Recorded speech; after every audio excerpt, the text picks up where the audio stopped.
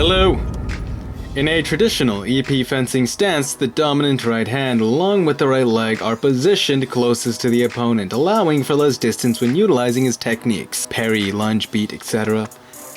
Now, such a stance would not be used in boxing due to the bigger gloves which were designed to mitigate force. Having a bigger windup by positioning your dominant hand behind made sense to compensate for the cushioning effect from the boxing gloves. But the same premise does not apply to the bare hand or smaller MMA gloves. The force is barely mitigated, if at all. This is where Bruce Lee saw inspiration. His stance was a combination of epee fencing and boxing, having his dominant right hand lead the stance. Watch, his lead right hand pushed the bag significantly more than his left, despite the left having more of a wind-up. Bruce believed by having the right hand lead, he was able to parry punches with more ease, but more so than that, lunge and jab with way more precision and power. This led to the jab hand being a knockout blow, whilst the left rear was given the opportunity to wind up for knockout potential as well. This might all make a lot of sense, but it's not the main reason why Bruce stood in a southpaw position being a right-hand dominant. He was renowned for his kicks at a young age, and to maximize his effectiveness with them, he sought to use this philosophy to have his dominant right leg lead. With his dominant leg closer to his opponent, the precision and speed made them devastating even at a glance. Practical application of this stance can be seen used by Cung, an undefeated Sanshou champion and a legend in the MMA arena.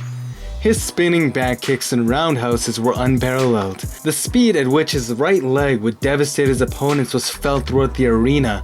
You could see the agony on their faces. You could see the damage he would do, breaking them apart with fast and precise arsenals of kicks. Arsenals because it deserves a plural. What the? This was partly due to his high level of taekwondo and kickboxing, and definitely partly due to Bruce Lee's fencing stance, allowing his more intelligent leg to be utilized like a devastating jab into a setup for that huge wound-up back kick. Now let's take a look at a phenomenal rising athlete, Yair Rodriguez. Armed with a background in boxing and taekwondo, Yair clearly utilizes this philosophy as well. He is definitely right-hand dominant, standing as a southpaw. You can tell how he prioritizes his lead hand for knockout blows, and even has a 3-hit combo dedicated to just his right hand.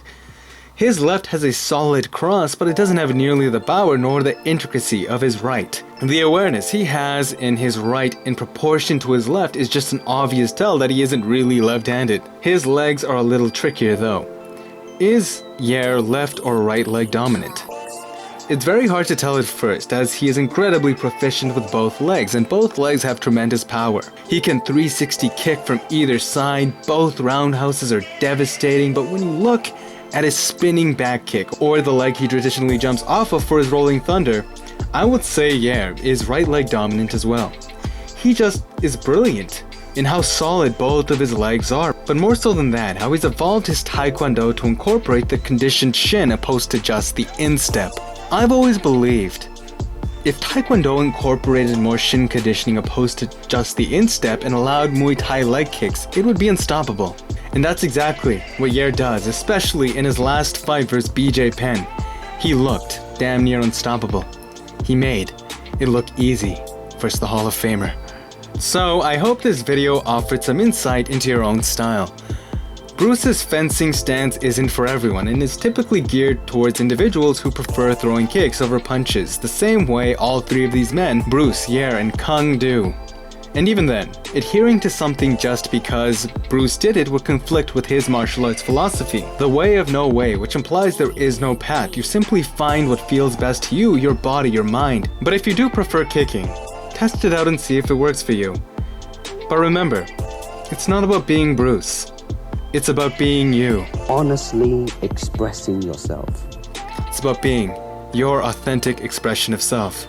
I hope you guys enjoyed this video. Please don't forget to smash that like button if you did. It's good karma. And until next time, peace.